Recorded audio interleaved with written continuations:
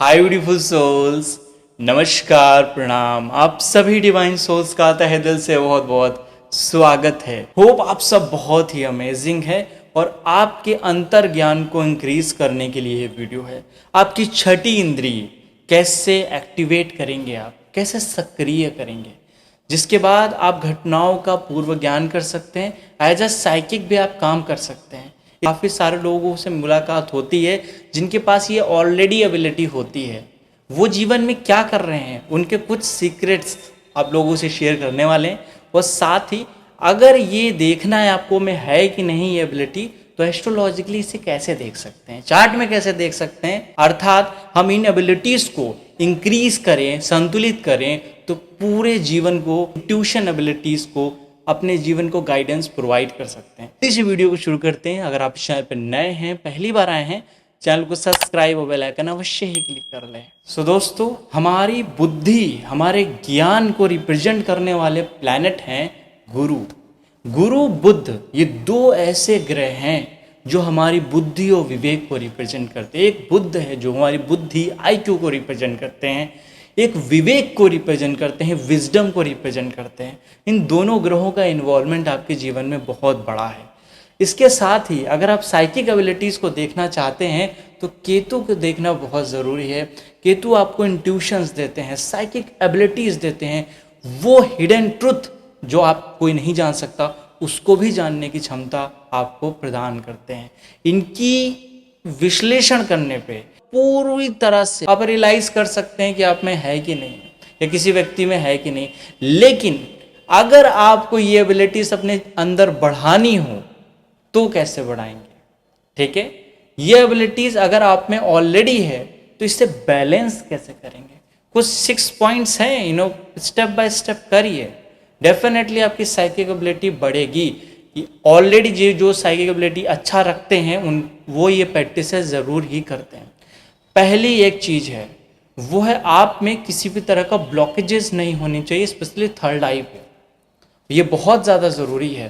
तो थर्ड आई की क्लिनजिंग ज़रूर करें, अपने माइंड को डिटॉक्स करें, क्योंकि एक्सेसिव थॉट्स ना एक्सेप्ट करें इधर उधर से।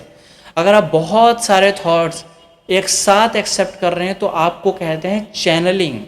जैसे कि पूर्व अनुमान होना या छठी इंद्रिय आपकी सक्रिय हो तो चैनलिंग आपको कहीं से भी हो सकती है। तो उस फेज में आप बैलेंस नहीं रहेंगे। तो अगर आप चाहते हैं कि आप अपने सिक्स सेंस को अच्छे से डेवलप कर पाएँ तो कभी भी इधर उधर की न्यूज़ जो आपके लिए यूज़फुल नहीं है उससे अपने भीतर फीड ना करें, अदरवाइज वो बैलेंस नहीं रहेगी। तो थर्ड आई आप बैलेंस करने के लिए आप लिमिटेड थॉट्स को अपने जीवन में इनवाइट करिए, जिसके बाद ही आपके जीवन में बैलेंस आएगा। तो इसके लिए आप थर्ड आई मेडिटेशन रेगुलर बेसिस पे कर सकते हैं, जिसके बाद आपके अंदर थर्ड आई डिटॉक्स होगी और आपका सिक्स सेंस, आपकी छठी इंद्रिय एक्टिवेट होगी। नेक्स्ट सेकेंड नंबर का जो मेथड है वो PLR में कराता हूँ, पास्ट लाइफ रिग्रेशन स्टूडेंट्स को कराता हूँ, वो त्राटक है। त्राटक आपने बहुत तरीके का सुना होगा, लेकिन ये त्राटक बेसिकली थोड़ा सा अलग है।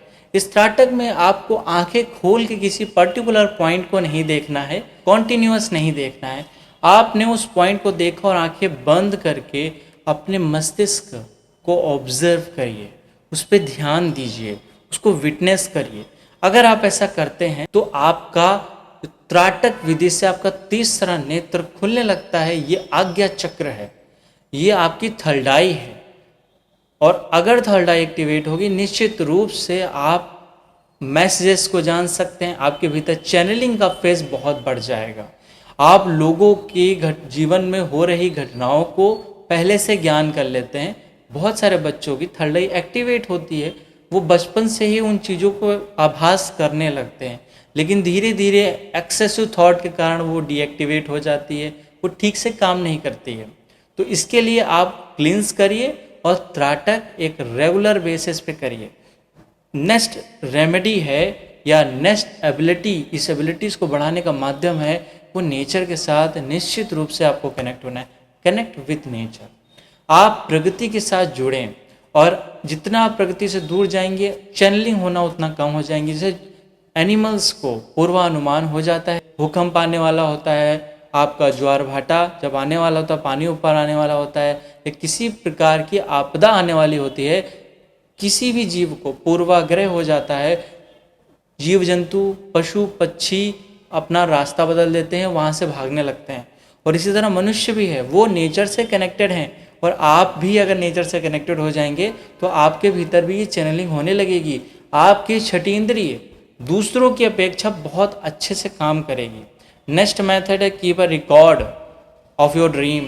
अपनी ड्रीम्स को रिकॉर्ड रखिए, एक कॉपी बनाइए, एक सीट बनाइए जिसमें एवरी ड्रीम्स को रेगुलरली बेसिस पे आपको राइट डाउन करना है। ये क्यों ज़रूरी है? क्योंकि ड्रीम्स हमारे सबकॉन्शियस माइंड का एक बहुत इंपॉर्टेंट पार्ट है। अगर आप उन्हें धीरे धीरे एक पैटर्न पहचान पाएँ, उन्हें डिकोड कर पाएँ, तो निश्चित रूप से आप एक माध्यम ढूंढ लेंगे कि हमको ये ड्रीम्स के माध्यम से क्या बताया जा रहा है। क्योंकि हायर डायमेंशंस की जो एंटिटीज़ हैं वो आपसे ड्रीम में ही कॉन्ट्रैक्ट करती हैं। ड्रीम के माध्यम से ही आपको सम टाइम गाइडेंस आता है, आपको हीलिंग का मेथड भी मिलता है, और लाइफ में बहुत बड़ी बड़ी प्रॉब्लम का सल्यूशन भी मिल सकता है। अगर आप इन ड्रीम्स को ध्यान से देखेंगे तो आपकी ये इनर एक्सप्रेशन है, इनसाइड है आपकी, तो उन्हें रिकॉर्ड करके रखें अगर आप अपनी थर्ड आई को एक्टिवेट करना चाहते हैं। नेक्स्ट मेथड है जिससे आप अपनी थर्ड आई को, या हम कहें अपनी छठी इंद्री को एक्टिवेट कर सकते हैं। वह है परफॉर्मिंग प्राणायाम।